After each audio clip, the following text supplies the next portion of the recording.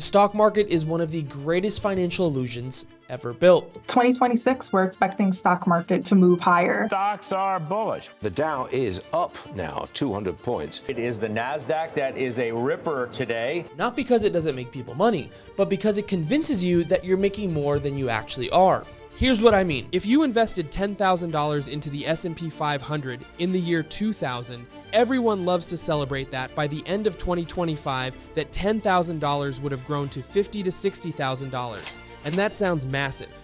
It sounds like a 5 to 6 multiple win. But now let's compare that to real life. Back in the year 2000, the average home cost was around $212,000. Today, that same home average costs over $510,000. In the year 2000, the average new car costed about $20,000. Today, the average new car cost about $50,000. So even though your investment number grew, the real world buying power didn't increase at all. In fact, it was closer to just breaking even with the rate of inflation, meaning a huge part of what we call gains wasn't actual wealth. It was just inflation paying you back. And that's why so many people feel the same frustrations. You did everything right, you worked, you invested, you won, but yet life doesn't feel that 10 times easier that you thought you had in your portfolio. Truth is, because it isn't.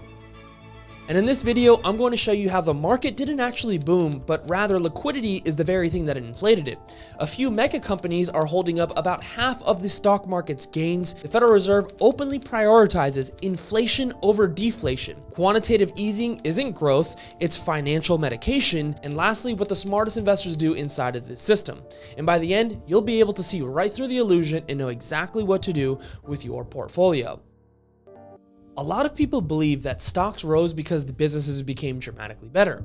And the truth is, that's not the case. Whenever money supply explodes, the market magically explodes with it.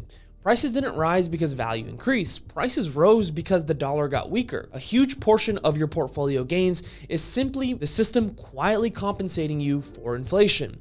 This isn't prosperity. This is the illusion of economics. But don't take my word for it, look at this chart. This is the Fed's balance sheet versus the S&P 500. And when we lay them over one another, you can clearly see every time that they expand their balance sheet, meaning they print more money and buy more assets, the stock market moves in complete tandem with the money expansion. As you could see in 2020, when they injected an absurd amount of money into the system, the stock market pushed to new highs, and then when they tapered off and went into quantitative tightening, meaning they raised rates and they stopped printing money, this market started to spill over just a tad. And now in 2025, as of December 1st, they're going back to QE, and I can guarantee that the market will see new highs once again. But it's not that easy because there's diminishing returns, which we'll talk about a little bit later in this video. So if the market is being inflated by money printing, then that strength shouldn't be broad. It should be shallow and concentrated. That's exactly what's happening now, which brings me to my next point. The stock market isn't strong, it's concentrated. Let me explain. Politicians often say the economy is booming. Today, I'm proud to declare that the United States is in the midst of an economic boom. But here's the truth. A tiny handful of companies dominate nearly 40% of the entire index.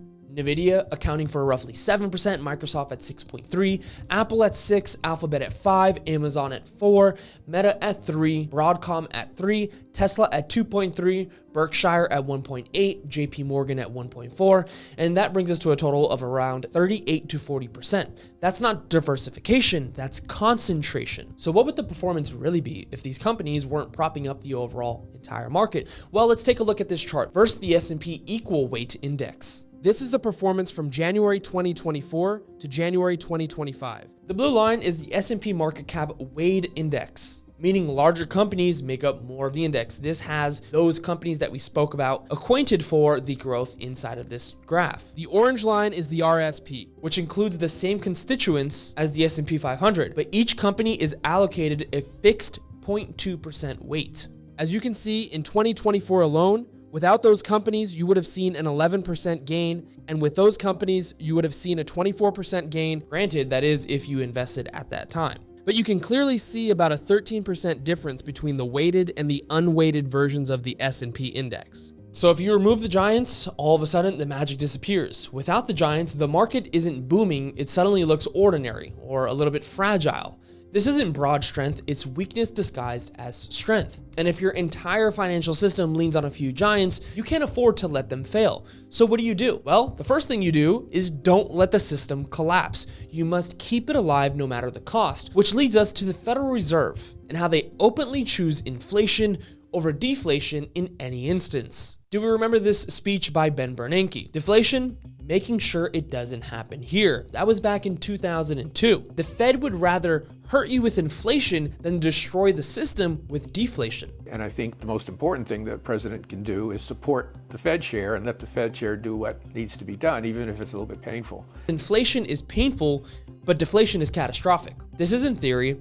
They said it publicly. Ben Bernanke has argued under paper money system, a determined central bank can always create inflation, meaning deflation will never be allowed, which you can clearly see in this chart. Whenever the system shakes, they print, they inject liquidity, they lower rates, and all of a sudden these assets start to prop up. Not because companies improve, but liquidity drives prices. But here's the big problem that no one is really talking about. There is diminishing returns to the amount that they print and the impact that they have. If we take a look at these three charts, you'll clearly see that every time they print, they're not getting the same results that they once had. Looking at this chart, you could see quantitative easing 1, 2, 3, and 4, which was around 2020, the pandemic era. Now to the far left, that is measured in trillions of how much was injected into the economy. As you can see, QE1, we had a little bit over 1 trillion injected. QE2 was just about 600 billion.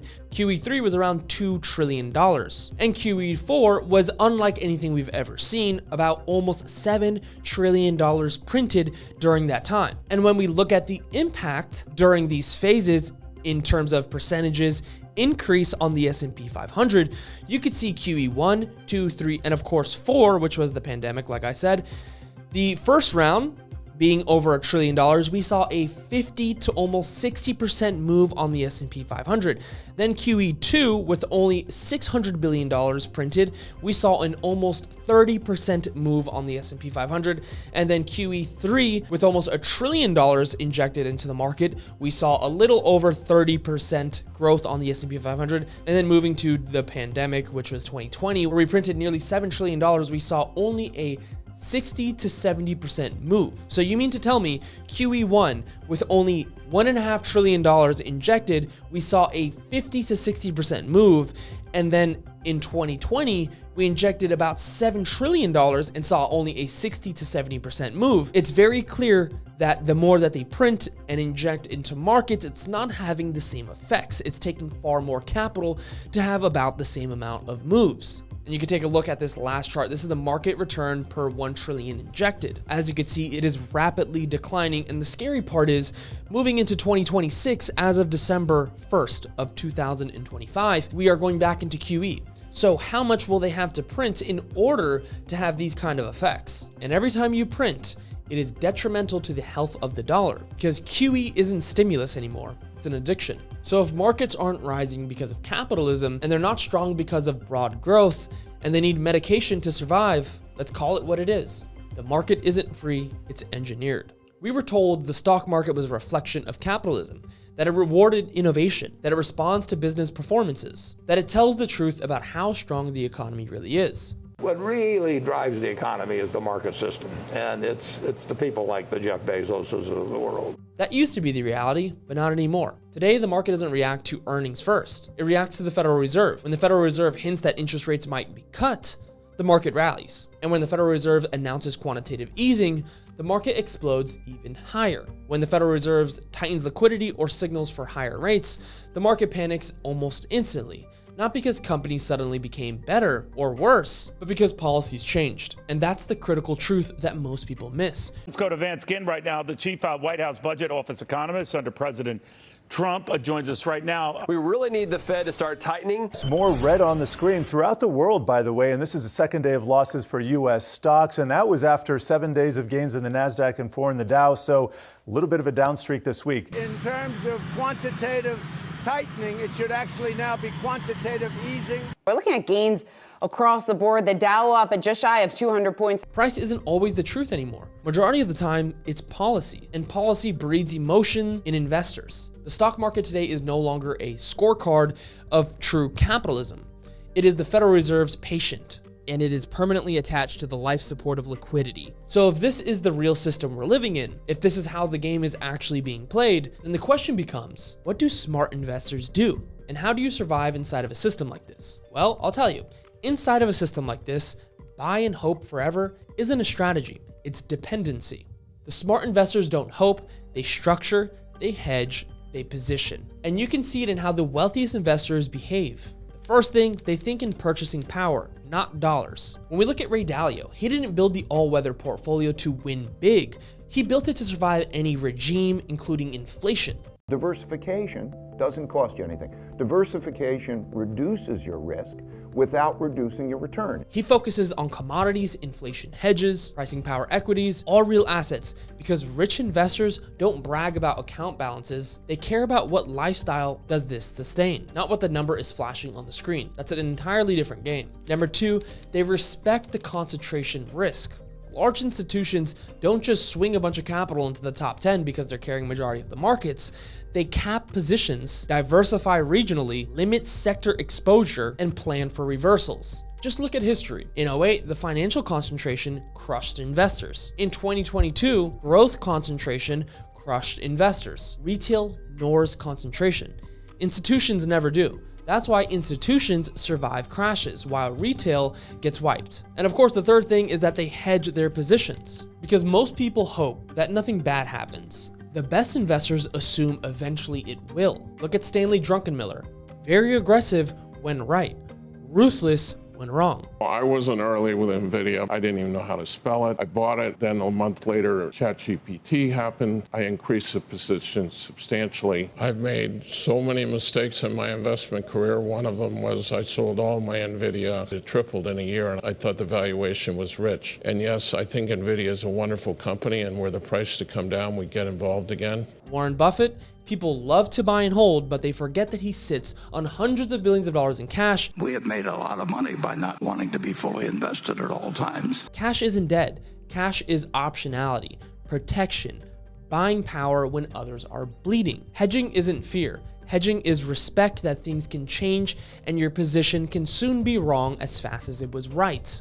And one of the most important things that they do is that they own assets that benefit from inflation, not die from it. Because inflation is policy, so you should own assets that inflate with it, like real estate, commodities, infrastructure, and businesses. The stock market today is an inflation absorber, a confidence stabilizer, a political tool carefully crafted for the illusion of prosperity on paper. Your portfolio may look incredible, but real life doesn't feel easier, and that's not by accident, it's by design. So the real question isn't, will the market go up? Because it probably will, especially with QE coming around the corner.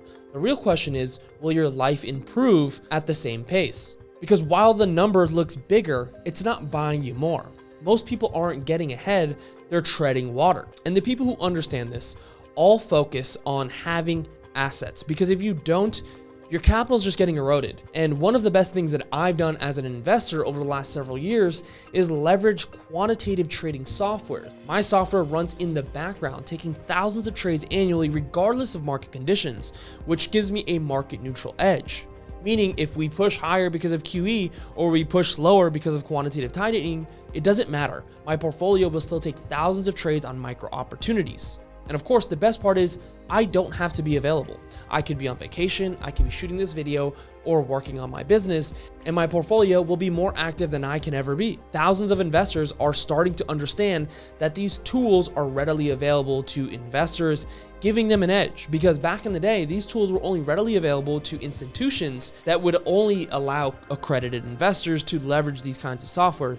But today, with the advancements of AI and machine learning, these softwares are available to you and me.